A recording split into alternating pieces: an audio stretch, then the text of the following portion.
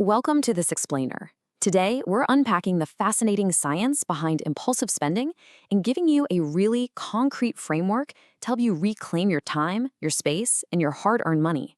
We're going to diagnose the biological traps we all inevitably fall into, and then prescribe some highly effective behavioral treatments to help you live a lighter, much more intentional life. All right, let's dive right in. So I want you to be completely honest with yourself for a second. Have you ever experienced that sudden, almost magnetic excitement of buying something totally new? Maybe it's a shiny new gadget, a fresh piece of clothing, or honestly, even just an overpriced specialty coffee, only to have that item become just another piece of clutter that sparks zero joy a week later? You get that initial rush, right? But then it just sits there.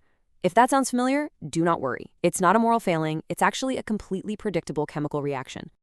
Here's our roadmap for this explainer. We'll be covering 1. The biology of buying, 2. Hijacked by retail design, 3. Adding friction to spending, 4. Auditing your material life, and finally, 5. Better sources of dopamine. Section 1. The biology of buying. We're uncovering the anticipatory brain. First off, let's just completely remove the guilt right now. Your drive to consume isn't a lack of discipline. It's a direct result of your ancient brain wiring clashing violently with our modern, hyper-stimulated world. We really need to reframe how we think about dopamine. We've always been taught to think of dopamine as the pleasure chemical, but neuroscience actually tells us it's the chemical of anticipation and motivation. Your dopamine levels don't peak when the delivery driver hands you the package. No, they actually peak the exact moment you anticipate owning that shiny new thing and hit add to cart. The thrill is literally in the chase. Picture this as a massive neurological tug-of-war happening inside your head every single time you shop. On one side, you've got the limbic system, your emotional brain, that is basically screaming for immediate gratification. On the other side is your prefrontal cortex, which is like the rational adult in the room, desperately trying to manage your long-term planning and your budget. But here's the catch. When you're stressed out, bored, or running on no sleep, the executive resources of your prefrontal cortex are totally depleted, and that allows your impulsive limbic system to easily override your rational mind. Okay, so you give in, you buy the item, but what happens next? Boom, the post-purchase crash. Because that dopamine spike was all about the anticipation of the purchase, those chemical levels just drop sharply after the transaction is complete. Sometimes they even drop below your normal baseline. This creates a psychological vacuum of guilt and regrets, what we often call buyer's remorse. And ironically, to cure that incredibly negative feeling, your brain urges you to go shopping again just to get another dopamine hit. It's an exhausting, relentless loop. Moving on to Section 2. Hijacked by retail design. The invisible hands of the frictionless economy. It's not just our biology working against us here, it's our environment. Modern e-commerce is deliberately designed to exploit this exact biological loop by removing literally any friction that would give our rational brains time to pause and intervene. Look at this number, 27%. What does that mean? Well, research shows that users exposed to one-click ordering are about 27% more likely to make unplanned purchases. Why is that? Because the pain of paying has been completely abstracted away. You don't have to pull out a wallet, count cash, or even type in a card number. The whole financial sacrifice is transformed into a simple, frictionless micro-interaction. And retailers are absolutely brilliant at exploiting our mental shortcuts. First up, there's the anchoring bias. By showing a super high original price right next to a sale price, they trick us into perceiving this massive gain regardless of the item's actual value. Then there's scarcity. Those stressful countdown timers or the only 2 left in stock warnings. Those directly trigger a primitive survival fear of missing out, or FOMO. Finally, we have the endowment effect. Free trials trick your brain into feeling ownership over an item. Once you feel like you own it, returning it feels like a painful loss, and humans are hardwired to avoid loss at all costs. I absolutely love this insight from our sources. They describe falling into these traps as renting happiness for a very high price. When you get caught up in these retail mechanisms, you're constantly spending your hard-earned money for a very, very short burst of gratification. It is a highly inefficient way to find joy. And worse, it trains your brain to believe that happiness always lives in the next purchase, rather than in the present moment. All right, Section 3, adding friction to spending, implementing behavioral firewalls. So, how do we actually break this cycle? Well, we have to intentionally reintroduce time and obstacles into our spending to short-circuit that dopamine loop. Think of these as behavioral firewalls. The single most robust defense against an impulsive brain is time. So here's a tiered protocol you can start using today. Step 1 is the 24-hour rule. Use this for everyday discretionary purchases, say anything under $500. Force yourself to wait one full day. Usually, the heat of the moment dissipates. Step 2 is the 72-hour rule for mid-range items, which gives you plenty of time to consult logic or maybe talk to a partner. And step 3 is the 30-day rule for major capital expenditures. Put the item on a wish list with today's date. If you still genuinely want it 30 days later and it fits in the budget, buy it guilt-free. But trust me, you'll find most items lose their appeal once that initial dopamine spike fades away. We also need to build a structured financial environment, and the classic 50-30-20 framework is perfect for this.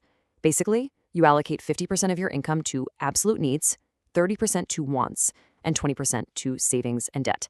But listen, you have to be brutally honest with yourself here. Clothing is a need. A trendy designer label is a want. Groceries are a need. Dining out at a nice restaurant is a want.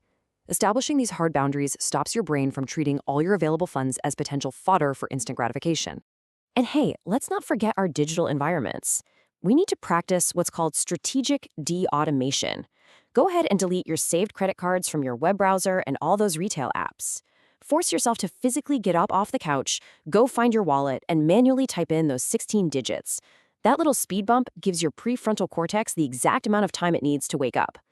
Also, do yourself a favor and unsubscribe from marketing emails and turn off those push notifications. Because if you don't even see the flash sale, the neurochemical urge to buy is never triggered in the first place. Which brings us to Section 4, Auditing Your Material Life, the Power of Less.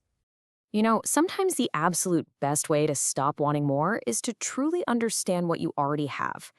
Decluttering and auditing your possessions exposes the illusion that we constantly need to acquire new things. Let's look at two really powerful environmental audits, Project 333 for your closet and the Pantry Challenge for your kitchen. Both of these challenges force you to utilize what you already own, instead of making impulsive, repetitive new purchases.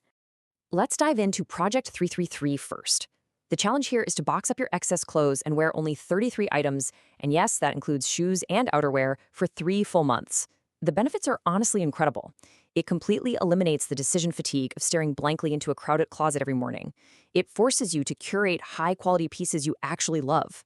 Most importantly, it completely disconnects you from that endless cycle of seasonal fashion trends. And guess what? You'll very quickly realize that your social circles rarely, if ever, notice when you repeat outfits. It's a hugely liberating experiment. And then we have the Pantry Challenge, which is an absolute game changer for slashing your grocery bill. You just take a photo inventory of your fridge and pantry, and you commit to eating only what you already have for a set period of time, allowing exceptions only for essentials like fresh milk or produce. It turns dinner into a really fun game. You basically get to piece together meals like you're a contestant on the cooking show Chopped. This entirely prevents those quick, dangerous trips to the store that inevitably lead to impulse buys, and it eliminates the ADHD tax of letting forgotten food expire way in the back of the fridge.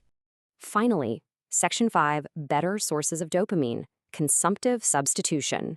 This is where we get into rehabilitation. And look, the goal here isn't to punish yourself or just give up dopamine entirely. No way. We simply need to find healthier, non-transactional ways to achieve those feelings. The absolutely crucial point here is understanding the difference between two types of dopamine. When you shop, you're getting passive dopamine. It requires basically no real effort, and it results in a very short-lived, very expensive thrill. What we really want to shift toward is achievement-based dopamine. This is the sustainable, long-term satisfaction you get from creating, learning, and doing. It builds you up rather than draining your bank account.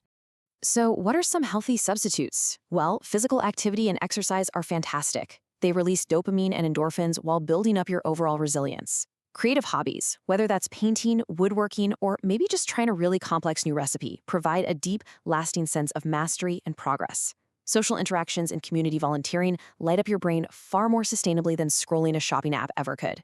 And hey, even something as simple as reorganizing a room gives your brain the exact visual novelty it's craving without spending a single dime.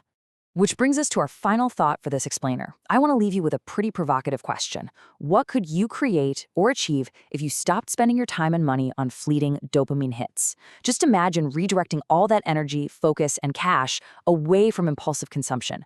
You have the tools now, you've got the temporal friction, the budget boundaries, and the healthy dopamine substitutes to step right out of that endless cycle and build a much lighter, highly intentional life. Thank you so much for joining me today, and I challenge you to implement just one of these friction rules right now. See you next time.